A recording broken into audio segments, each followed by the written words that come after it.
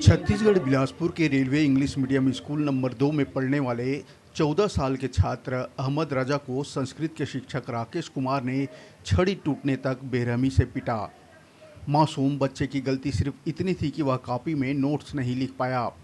शिक्षक की पिटाई से बदहवास होकर छात्र गिर गया। फिलहाल छात्र की बेरहमी से पिटाई करने वाले शिक्षक को निलंबित कर दिया गया है।